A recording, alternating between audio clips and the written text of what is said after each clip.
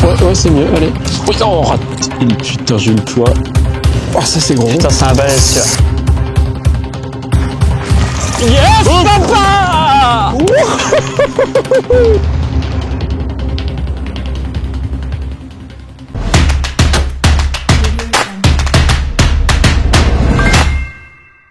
Salut à tous, bienvenue dans cette nouvelle vidéo Fish and Chip. Aujourd'hui, on est à l'île d'Oléron. Ça va être salé, on est en compagnie de Baptiste Verger.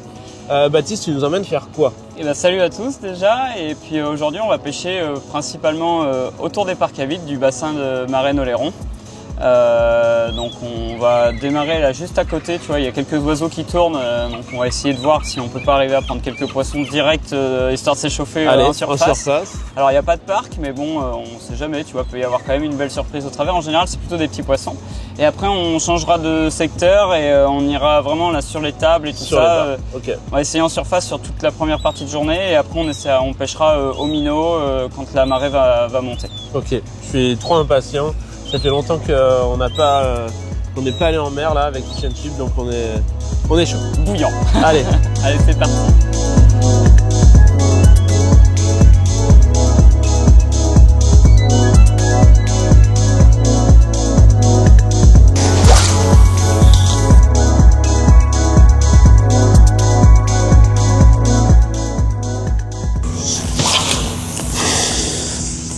Ouais, là, attends, pense à bien serrer le frein aussi quand même. Ouais, c'est bloqué, hein. T'es en 40 centièmes. En bas, ouais.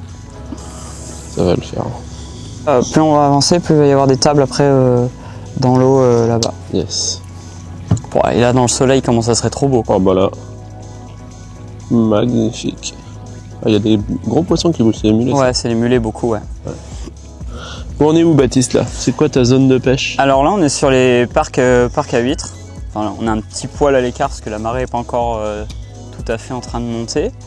On est juste à côté, on est vraiment à proximité. Et du coup, ma zone de pêche, on va dire que c'est tout ce qui est entre le continent et la pointe sud de l'île d'Oléron. Donc tout ce qui est Ronces-les-Bains, Saint-Trojan, Bourse-Franc, le château d'Oléron. Et je pêche principalement comme on le fait là, tu vois, en surface ou au leurre à bavette, tu vois, avec des minots, des choses comme ça, pour pêcher les barres au-dessus des parcs. Tiens, première touche. Il est encore derrière, ralentis un peu. Hop, le fumier. Allez, c'est moi qui lui ai enlevé. Et il est tout petit. Ah, il a refait comme au cheven. Il lui enlève le bec. C'est toujours pour le même suspense, hein. Louis, on parie un morito ou pas? Ah, je peux le baiser indéfiniment comme ça. Ouais, ils sont là-bas. Il y en a là. C'est pas gros, mais il y en a. Hop, voilà le premier. On a bien fait de parier, Louis. On a parié, je crois. Hein. Tout petit pour commencer. Vraiment le petit barcé. C'est mignon cette âge-là. Tu le décroches? Je le décroche, ouais. Oui, au-dessus du bateau. Hop. Je préfère, tu vois, qu'on fasse toujours pas. Comme ça, tu vois, au moins on le manipule pas à la main, on lui enlève pas le mucus ni rien. Il y en avait plein des petits là. T'arrives à faire des beaux poissons là sur ces conditions là? Alors sur les levées couchers de soleil comme ça, ouais. Après quand t'as une grande pétole toute la journée avec un gros cagnard, tu t'en doutes, c'est comme partout, hein, c'est pas le meilleur pour la pêche. Après il y a quand même des poissons à y prendre, hein, mais pour les gros c'est un peu plus compliqué. Ouais, bien sûr.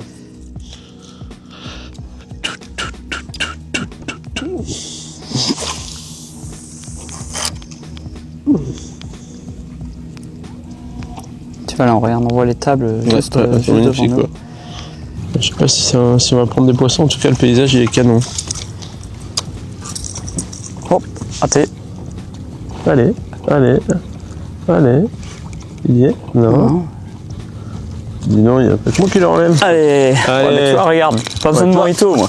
Attends, regarde, ça se trouve, ils sont plusieurs. Ah, c'est un peu plus joli ça, non? Ouais, c'est un petit poil plus, mais c'est pas un Golgoth non plus, quoi. Mais bon, déjà, pour se mettre en jambe, c'est cool. Oui, c'est très bien. Puis il a eu du mal quand même, tu vois. Il s'y est repris à 12 fois. Plusieurs reprises. Ouais. fait une quarantaine de centimètres déjà ça. Ouais, c'est pas mal. Regarde. C'est bien. Hop là. Voilà, un petit poisson là que j'ai fait en surface au Sami. Alors les conditions, elles sont vraiment pétole de chez pétole là. Donc pour le coup, moi je suis passé avec un Sami silencieux, un coloris un peu transparent également. L'eau est très claire aujourd'hui. Donc ce poisson-là, on a vu qu'il le voulait quand même parce qu'il l'a. Ben voilà, bah salut, à plus, tu vois. Il le voulait plus du coup. Et il le voulait quand même parce qu'il s'y est repris à pas mal de reprises avant de l'attraper.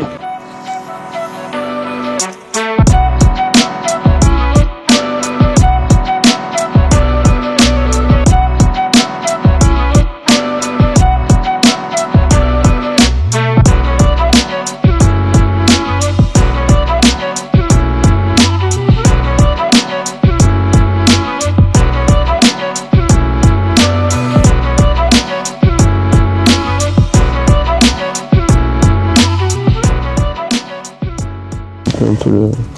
Oh, belle attaque. Putain, t'as vu, on l'a vu arriver par le côté. Il est pas énorme, mais il est arrivé comme un broc, t'as vu? Sur le côté, boah. Très belle attaque.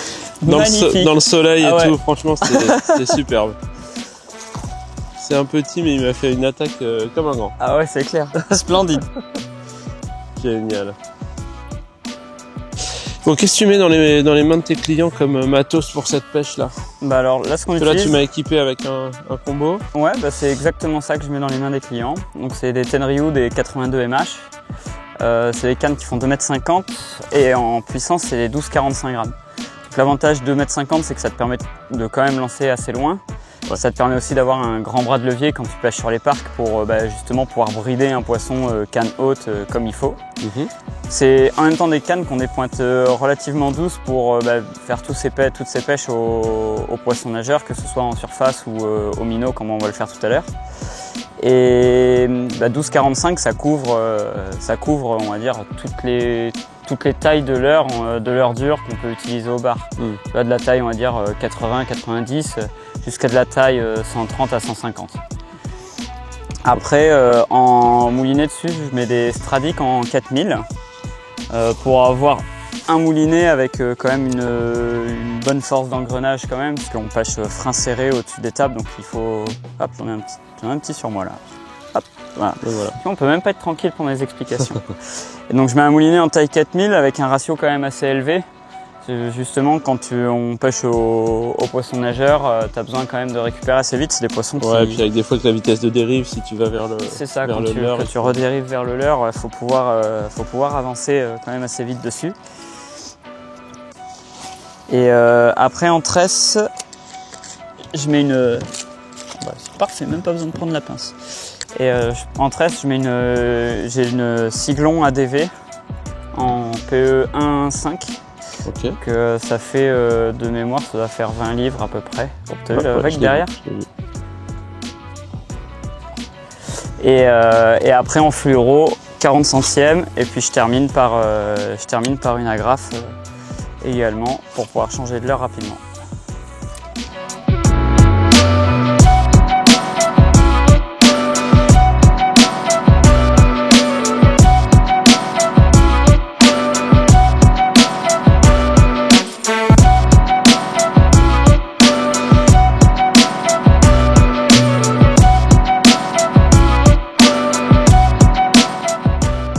Bon, ça c'est la deuxième espèce de bar qu'on peut rencontrer occasionnellement sur les parcs, c'est le bar moucheté. Donc c'est un poisson qui grandit un peu moins que le bar franc, et par contre il a une morphologie un peu différente, il a les yeux beaucoup plus gros, il a une pigmentation un peu comme une truite lacustre sur lac alpin, et il a la mâchoire qui est aussi un peu différente, un peu plus fragile que le bar franc. Allez, on va le relâcher. Est-ce que tu as des zones qui sortent du lot? Donc j'imagine que oui. Et comment tu les trouves, comment tu les sélectionnes? Des fois tu les trouves un peu par hasard. Ouais. Oh. T'as celui-là, disons. Fallait pas le faire, celui-là. Je vois que tu nous as mis sur une zone agro. Ah ouais. Mais là tu vois, regarde, en plus ce qui est bien c'est que normalement, regarde, si je le laisse comme ça, il peut pas partir, il peut pas se débattre. Regarde, il a un instant, ça retombe au niveau de la queue, le pauvre. Et des fois c'est un peu par hasard en fait, tu fais une dérive sur une zone un peu longue ou quoi, ou alors tu as une chasse d'oiseaux, tu vois, puis tu touches un gros poisson au travers. Hop. Et après, du coup, tu y reviens une fois, 2 fois après, et puis tu reprends régulièrement des gros poissons sur cette zone-là.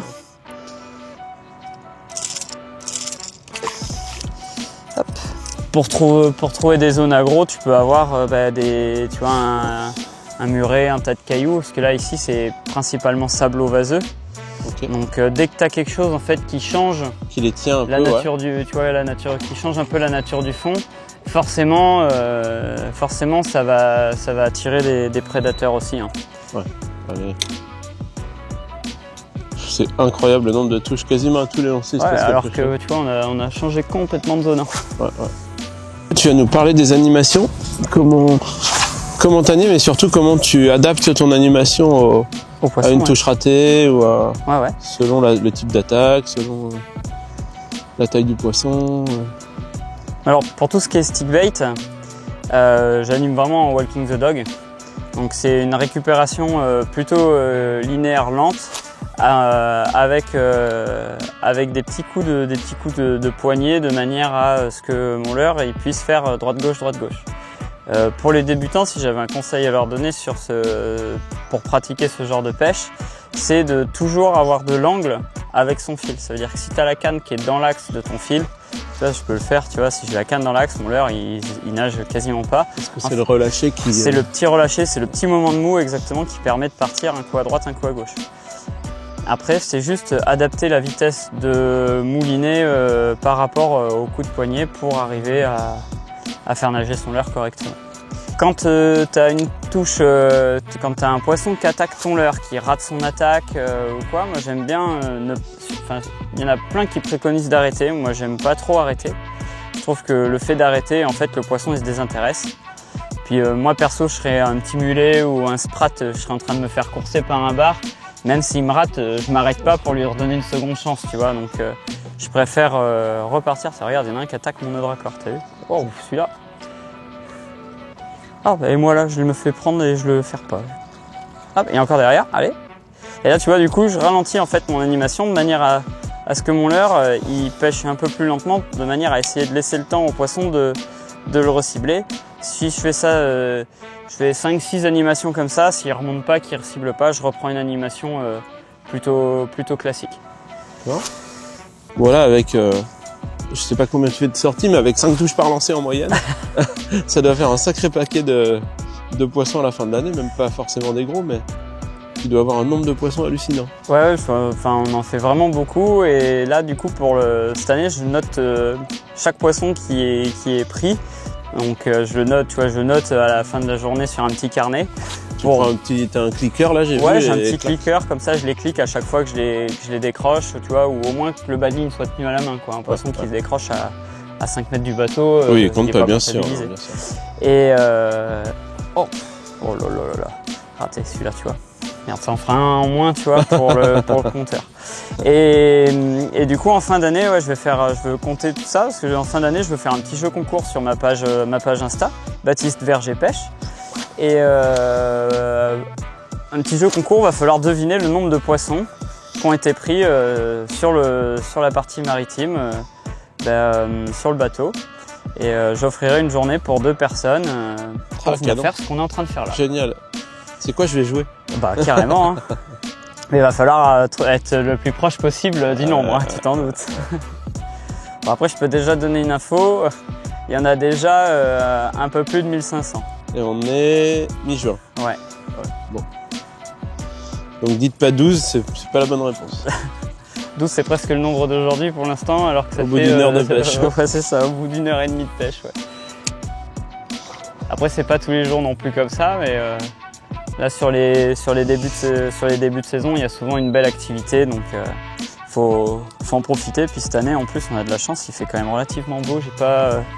J'ai quasiment pas fait de report de sortie. Est-ce que tu as des météos à gros poissons, des saisons à gros poissons? Carrément. Ok. Au niveau des saisons, alors là c'est pas forcément évident hein, ce que je vais dire, mais juillet et août c'est pas forcément les mois où tu fais les plus gros. Ouais. Enfin en quantité du moins, t'en prends quand même, hein, faut pas nier. Mais c'est plus compliqué parce que l'eau est beaucoup plus chaude. Il y a du monde sur l'eau aussi, donc il y a vachement de bruit avec les bateaux et tout ça. Donc ça reste ces gros poissons, ça reste quand même des vieux poissons. Ils ont un peu de métier, ils ont croisé des hameçons, ils ont croisé des filets et tout dans leur vie, donc ils ont vu pas mal de choses, ils ont de l'expérience. Et du coup, juillet-août, c'est quand même les mois où tu fais le moins de gros poissons. Pour moi, la meilleure période pour les gros, ça reste mai-juin. Et après, à partir de mi-septembre jusqu'à mi-novembre. Ouais. Bah finalement, c'est un peu comme le carnassier en eau douce. Pareil. Quel âge ça peut avoir un bar de, je sais pas, de 80, vraiment un gros? J'en sais rien du tout, mais franchement, je pense que ça doit être des poissons qui peuvent avoir une dizaine ou une quinzaine d'années. J'aurais dit, ouais. 10, peut-être une dizaine. Ouais.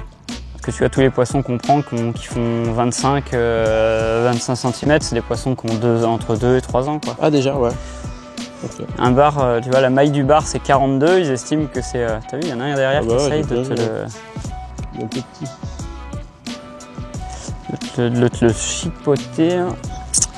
Et du coup, ouais, la taille légale du bar c'est 42 pour être conservé. Donc tu as le droit à un par jour si tu veux garder un poisson pour ta conso. Ouais, je voulais te demander, mais je voudrais bien voir... Voilà. Je voudrais bien voir...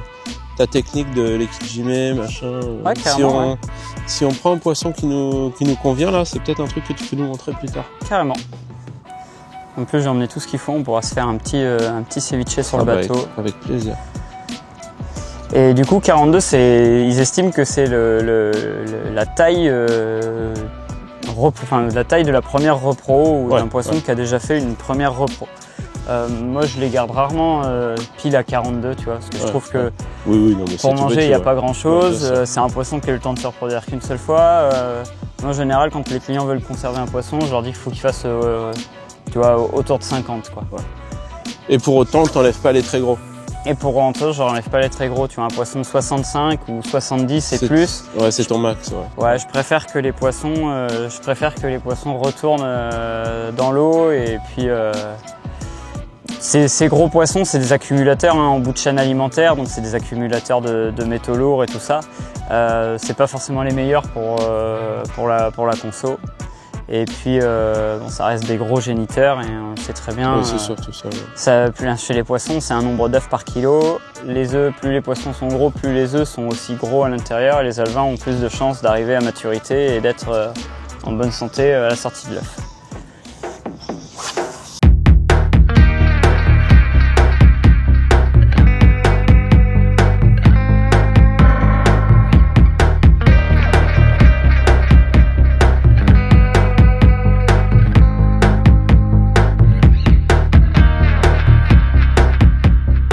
Ça t'arrive quand on ramène un là, qu'il y en ait un autre qui chope le leurre dans la bouche du premier et qui se pique sur le deuxième hameçon? Alors déjà, ouais, ça arrive. C'est rare, mais ça arrive de temps en temps, tu vois, de doubler la mise. Mais ce qui arrive, on va dire plus régulièrement aussi, c'est des fois tu ramènes un petit comme ça et t'as un gros qui sort. Ouais. Et il vient, il te pancarte le petit que t'es en train de ramener, quoi. D'accord. Ça, c'est un hameçon. Allez, souffle. Voilà, quand on a un banc comme ça et qu'on est ancré au moteur électrique, c'est quand même le... C'est le Graal. Ah ouais. Tu l'utilises beaucoup, le moteur électrique? Je l'utilise tout le temps. Donc soit, tu vois, pour rester ancré comme ça, parce que là, il y a un banc de poissons, donc ça nous permet de, même si c'est pas des très gros, de s'amuser, tu vois, de prendre un paquet de touches et tout. Puis des fois, au travers, tu as quand même un poisson plus joli qui peut surgir. Et après, je m'en sers aussi également pour me déplacer à travers les parcs à vitres. Ouais. Pour éviter de dégrader le matériel des ostréiculteurs, pour aussi éviter de dégrader mon matériel, parce que bon, tu vois, j'ai pas envie de flinguer une hélice du thermique ou quoi en abîmant, en passant sur les tables, parce que ça reste de la ferraille. Puis ça me permet aussi d'éviter les piquets, les bambous qui signalent les zones de parc également. En tout cas, c'est ultra appréciable de pouvoir ne pas bouger comme ça devant un banc de poissons. Ça les... Tiens, j'ai décroché, c'est un peu plus joli lui. Ça leur fait mal. Hein. Ouais, là on les pulvérise l'un derrière les autres. Chaque fois que ton leurre il passe dans la coulée, il se fait démolir. Alors que là, on serait en train de recaler la dérive en permanence, moteur allumé, machin. Ou alors tu serais obligé de mettre une pioche, tu vois, devant. Ouais, voilà, mais bon, après, faut la relever. Non, puis là, l'avantage, c'est que si on voit que les poissons, ils se décalent un petit peu Allez, prends-le, toi, là. Pareil. S'ils se décalent tu vois, de 20 mètres ou de 50 mètres, ben, on met un petit coup de moteur électrique, on se réancre et ça bouge plus, quoi. Il m'a fait une jolie touche, magnifique la touche. Ouais, c'est un petit peu plus gros. Et surtout, il est bien noir, il est magnifique. Il était planqué dessous. Ouais, bien joué, ouais. Ah, allez! C'est cool, ça! Ah, il est beau, celui-là. Il était bien planqué, à mon avis, sous les tables. Sous les tables, ouais. Superbe.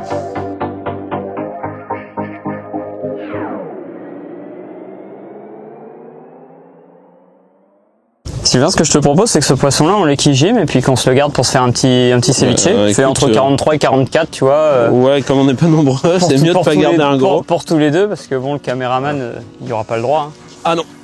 Il va lécher l'huile qui va rester dans comme ça, on se tire 2 filets dessus, on se le garde pour se faire un petit C'est toi qui décides.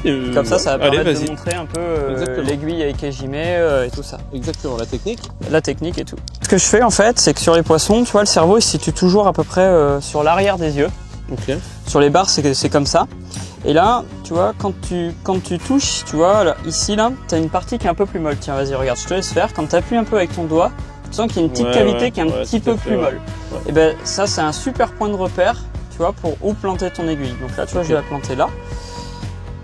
Donc ce que je fais, c'est une mort sans souffrance. Ouais, c'est une technique japonaise en fait qu'ils appellent mort vivant. Donc ça te permet en fait de tuer le poisson rapidement. Hop. Doucement. Toujours les nerfs un peu. Ouais, au début, ouais. Donc là, tu vois, je pique en biais de manière à aller comme si je voulais aller chercher la ligne latérale, tu vois, sur le poisson.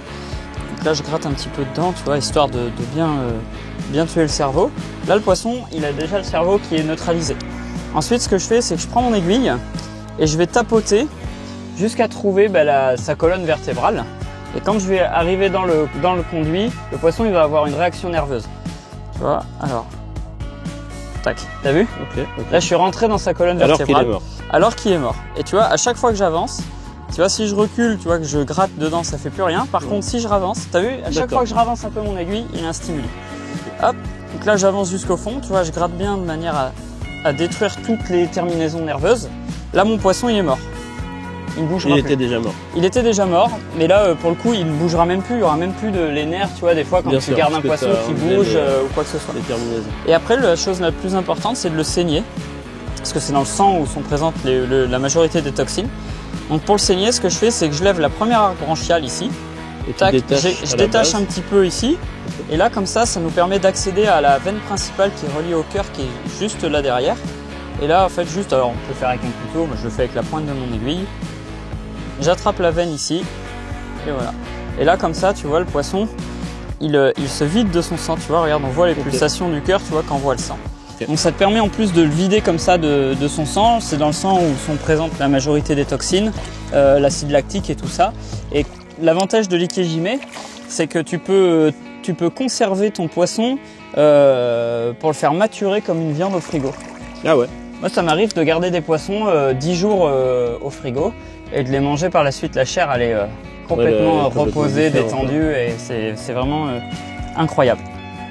Et en plus de ça, ça évite de faire souffrir un poisson d'agonie. Tu l'achèves plus rapidement. C'est ce que tu vois beaucoup à la mer où les gars jettent le bar dans le fond du bateau, tu vas dans le bac moteur ou autre, et souvent... moi je ne supporte pas d'entendre un poisson qui bouge pendant des heures, pendant des heures, c'est rarement des heures, mais pendant... Dès l'instant où tu fais le choix de le garder pour le manger, c'est sûr qu'une mort nette, propre comme ça, c'est quand même la classe. Ouais. Voilà. C'est respectueux pour le poisson. Et après, tu vois, tu le laisses saigner 2-3 minutes. Il y a des fois, il y a des poissons, quand tu les équigimes, ils blanchissent tout de suite. Ils perdent quasiment toute leur couleur tout de suite. Alors celui-là était très noir à la base. Ouais. Et ils perdent de la pigmentation. Et après, au bout de quelques minutes, la pigmentation revient. Et lui, il est prêt. Et lui, il est prêt après pour tout à l'heure, tu vois. Ok. Voilà. Génial. Et là, tu vois, il a repris vraiment toute sa pigmentation et tout. Puis là, on dirait qu'il est vivant qui sort de l'eau. Ouais. Alors qu'il est mort. J'imagine. Après, je peux essayer de te le raccrocher au bout de la canne, mais je suis pas sûr qu'il fasse un gros combat celui-là. Génial, bien. D'habitude, tu vois, c'est bien de les laisser reposer 3-4 jours au frigo quand tu les as équégimés, comme ça détend un peu plus la chair. Et après, tu peux faire tes filets, c'est même conseillé, et de les congeler. Enfin, surtout quand tu commences à avoir des poissons qui dépassent les 50-55, parce qu'ils peuvent avoir des parasites dans l'estomac et tout, et les parasites dès la mort en fait ont tendance à migrer dans la chair. Donc, comme ça, une nuit de congélation, ça te permet de vraiment garder, détruire tous ces parasites.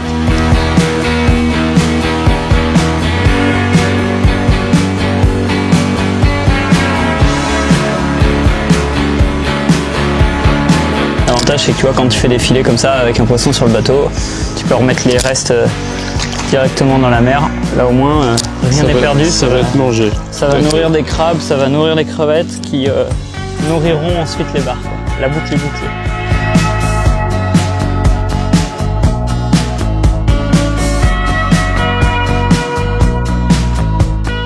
Donc là l'idée tu vois c'est de couper le filet quand même assez fin pour pas avoir des trop gros bouts quand tu mâches. Hop, tac. Puis l'avantage c'est que ça a le temps de commencer comme ça à cuire en même temps dans ce qu'on va mettre après. Donc là après pour faire juste la petite marinade,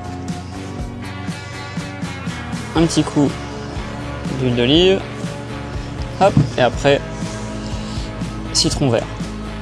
Après pour finir, un peu de fleur de sel. De l'huile d'oléron bien sûr. Normal. Quand même. T'es pas chauvin, ça va? Non, non, tranquille.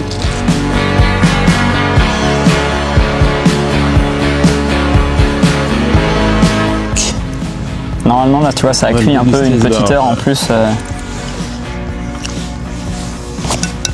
Magnifique. C'est meilleur que le surströmming. Bah, on peut faire du surströmming avec ça si tu veux. Non c'est bon, ça va aller. Ça va prendre un peu de temps. C'est très très bon ça. Puis là quand il fait chaud comme aujourd'hui et tout, c'est frais, ça fait du bien. Hein. Ça c'est du circuit court. Là il y a de l'eau qui a monté au-dessus des parcs, donc on va peut-être pêcher un peu plus sous la surface, au minnow. J'ai amené avec moi des leurres avec lesquels je pêchais le bar, mais les hameçons au l'âge du leurre, c'est-à-dire entre 15 et 20 ans. J'ai des vieux flash minnows là avec des petits trips que je mettais à l'époque, qui étaient de mémoire des ST31, je crois, de Honor. Et je vais les remplacer là par une nouvelle gamme qu'on a rentrée au shop qui s'appelle Hyper Latch. C'est la série Armor Point de BKK, ça a l'air vraiment bien. Je les ai pas encore essayés, donc ça va être l'occasion. Je vais monter d'une taille aussi parce que je trouve que je mettais des hameçons un peu petits à l'époque. Ça devait être du 6 et je vais passer sur du 4. Alors en plus les flashs ils sont vendus à l'origine avec 3 hameçons. Et comme moi j'en mets que 2, c'est bien de mettre une taille au-dessus pour conserver l'équilibrage. C'est des leurres qui sont suspending, donc ils ont un équilibrage particulier. Et le fait de ne mettre que 2 hameçons au lieu de 3, ben on enlève un petit peu de poids. Donc je compense ça en mettant une taille de plus sur les hameçons en général. Chose que je faisais pas trop à l'époque visiblement, parce que j'avais choisi des hameçons qui me paraissent un petit peu petits. Ils ont l'air vraiment canons ces triples. Déjà il y a le revêtement Super Slide, là ils sont téflonnés, donc ça assure une bonne pénétration. Et puis moi ce que j'aime bien là sur cette nouvelle série, c'est la forme de la hampe. Ça fait un angle assez fermé finalement dans la courbure extérieure. Donc ça, il me semble logiquement que ça va être plus dur à ouvrir. Donc on reste sur une force de fer qui est pas très importante, une bonne pénétration. Et du coup la forme va compenser ça et ils vont être durs à ouvrir comme des hameçons plus forts de fer, je pense.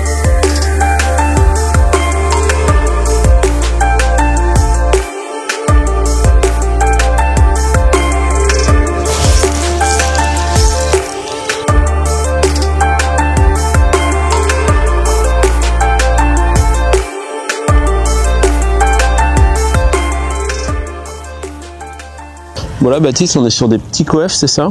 Ouais, là aujourd'hui on est sur un coef de 55. Ok. Ce qui est plutôt faible. Ouais. Toi, t'as remarqué qu'il y avait des coefs qui étaient plus propices à la prise de beaux poissons, ou qu'est-ce que tu préfères? Alors il n'y a pas forcément de coefs qui sont plus propices à la prise de gros poissons. Il y a surtout des moments de marée qui sont plus intéressants. Ça, je t'en parle tout de suite après. Mais moi je préfère, il y en a un, je l'ai ramené le stick, il était arrivé derrière comme une balle. Et il y a surtout, je préfère, tu vois, au contraire, les petits coef comme on a là, tu vois, jusqu'à 75, 80. 80 pour moi, ça commence déjà à être un coef assez important. Et je préfère parce que l'eau est souvent plus claire. Ça te laisse le temps de rester un peu plus longtemps sur les zones. Les poissons, ils bougent un peu moins vite aussi. Et l'eau est surtout plus claire. Donc pour la pêche en surface, il n'y a pas photo. Si l'eau est claire, tu as quand même plus de réussite que quand l'eau est sale. Ok. Et du coup, en dehors de ça, sur les moments de marée les plus propices pour toi? Alors pour la surface, ça va être plutôt autour de la marée basse. Généralement, fin de montante, début de descendante. Fin de descendante, début de montante, exactement. En général, quand je commence mes guidages sur les parcs, je les démarre 4 heures avant l'étale de marée basse. Ok. Tu vois, si admettons il y a une marée basse pour avoir ta marée basse en plein milieu de guidage et avoir. Ouais, exactement. Et puis c'est surtout qu'en fait, comme ça me permet d'assurer une prestation vraiment sur la pêche en surface. Okay. Alors tu as des jours où les poissons répondent un peu moins bien, mais moi je préfère quand même avoir des touches en surface. Je trouve que c'est la plus belle des pêches, quoi. Ces explosions, même sur des poissons des fois qui sont pas énormes, ils t'assurent un spectacle qui est grandiose. Donc je démarre 4 heures avant l'étale de marée basse et après je fais les 3 premières heures de montante. Tu vois, là ça fait là c'est déjà 4 heures de montante, tu vois, l'eau elle est déjà bien montée, ça s'est un peu calmé, on est à mi-marée même si c'est le moment où le courant est le plus fort. Bon après il y a la luminosité qui joue aussi. Hop, poisson. Oh là, je l'ai fait voler au fer à celui-là, tu vois, je le voyais plus gros que ça à l'aspiration. Et du coup, je préfère quand même ces moments autour de la marée basse. Après, tu fais des poissons très bien au plein mer, à n'importe quel moment de marée. En fait, c'est juste que les poissons, ils sont pas tout à fait sur les mêmes zones, sur les mêmes postes, et qu'il faut adapter tes leurres en fonction du moment de marée, tout simplement. Bon, à l'étale, c'est quand même pas le meilleur moment en général. L'étale basse, c'est pas mauvais quand même. Parce que sur les petits coefs, quand tu as des tables qui sont, encore en eau, tu as des poissons qui restent dedans. Bon, tu vas être gentil, toi, on va te décrocher rapidement si tu as envie. Voilà. Hop. L'étale basse, c'est pas mauvaise, et puis souvent, dès que la marée commence à remonter, il y a toujours un petit pic d'activité dès que la marée s'inverse. Ouais. Alors si en plus de ça, à ce moment-là, il coïncide avec un lever ou un coucher de soleil, c'est encore mieux. Si tu as une petite couverture nuageuse et un petit peu de vent, c'est le summum. Et voilà.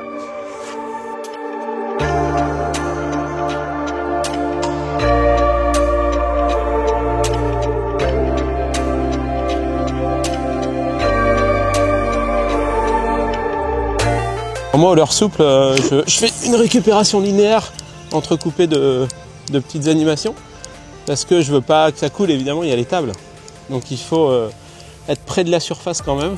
Donc je laisse couler de à peine 1 mètre. J'ai 10 grammes, donc ça coule assez vite. Et puis une fois que j'ai, ça. Ouais, c'est un bar. Ouais. Une fois que j'ai, et un franc, c'est pas cher pour un bar. Ouais. Une fois que j'ai, regarde le gros. T'avais un gros? Ouais, j'ai un poisson 50 qui suivait, ouais. Ouh. Et donc une fois que j'ai atteint ma profondeur, et ben je fais des animes un peu saccadés en essayant de garder cette prof. Magicien. C'est pas bien gros, mais ça fait des actions. Là, il y a une touche à chaque lancer, donc c'est vraiment génial. Quand c'est comme ça que tu as vraiment une frénésie comme on a là, c'est quoi le conseil? Tu vas le plus vite possible pour essayer de profiter du truc, ou au contraire, tu vas, je sais pas, tu prends ton temps, tu pêches les côtés pour faire des plus gros, je sais pas, il y a peut-être des. Non, j'essaye vraiment, tu vois, donc là je me suis réancré au moteur électrique comme on avait fait ce matin sur le poste où on était en surface. Et là pour le coup, au contraire, tu vois, t'essayes de pêcher un peu vite, parce que les poissons ils sont pleins de balles, là, ils sont en train de chasser, donc tu as vraiment une euphorie alimentaire qui se crée. Et quand tu es un petit poisson, t'as envie de t'échapper, t'as pas envie de rester sur place trop longtemps. J'ai envie de traverser là-bas entre les piquets. Hein. Et du coup, non, je pêche, tu vois, moi là, pour le coup, au minot, je pêche quand même relativement vite. Pour le coup, au minot, je pêche relativement vite, tu vois, je fais juste des variations de rythme au moulinet, histoire de casser un peu la monotonie, quoi. Mais je pêche quand même très vite. Moi, là, j'ai le réflexe de faire comme je ferais avec des perches, c'est-à-dire de les extraire le plus vite possible pour pas trop rapprocher le banc et qu'il se retrouve pas à ras du bateau, qu'il ait peur et qu'il se casse. C'est un bon réflexe parce que aussi vu que tu as les parcs en dessous, si le poisson Alors oui, en plus. il part en dessous, dès que ça frotte, là, le moindre piqué, il est recouvert d'huîtres, de moules, de petits cravants, de trucs, de coquillages. Ouais. Donc c'est hyper abrasif. T'as beau être avec un fluoro assez gros, ça change rien du tout.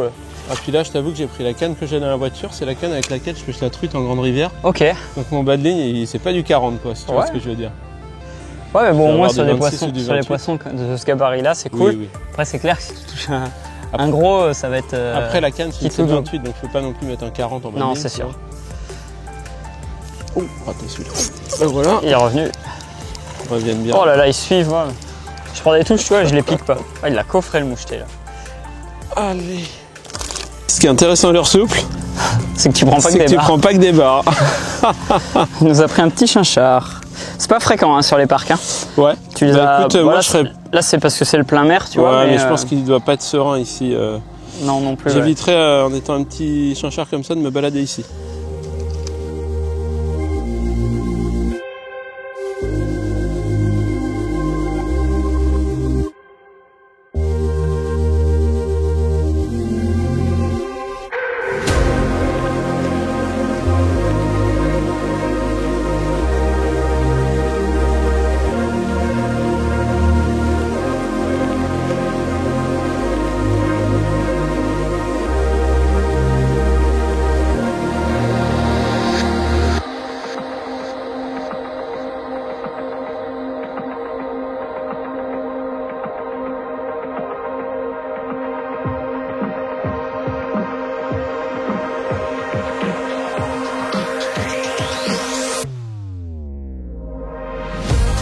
Oh, ça c'est gros. Putain, c'est un balèze celui-là. Oh là là. Allez. Allez, mon Sylvain. Il fait 70 mon pote. Ah oui, large. Bon bah tu peux en rajouter. Ah oui. Celui-là, s'il va dedans, on a de la chance. Attends. Il arrive. Yes, papa. Bon là, faut que je vous explique ce qui vient de se passer surtout. Cette action de dingue. Grosse chasse au loin. On met un coup de moteur électrique à fond histoire de se placer dedans. On arrive dessus, bam. Voilà, Premier tous les lancé. deux, toi t'arrives, bouillie, bam. Premier lancé. Bon, les nouveaux hameçons BKK. Eh ben écoute, les hyperlatch, ils ont fait du bien. Ils sont plutôt bien. Super poisson. Magnifique. Ouais, un bon 70 bien passé là.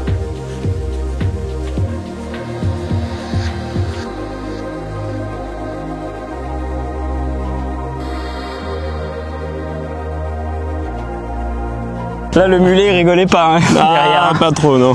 Il y en avait plusieurs, tu vois. Il y avait je pense, 3-4 poissons comme ça sur la zone. Donc, Écoute, pour les conditions qu'on a, je pense que c'est un peu inespéré. c'est complètement inespéré même. C'est un chouette coup de ligne, je suis refait. Magnifique. On se quitte là-dessus. Grand merci Baptiste, c'était Avec plaisir. absolument génial. Ce produit guidage, il est au top du top. Abonnez-vous, Fish and Chip TV, comme d'habitude. Et puis on se dit à bientôt pour de nouvelles aventures. On va relâcher cet énergumène avant de partir.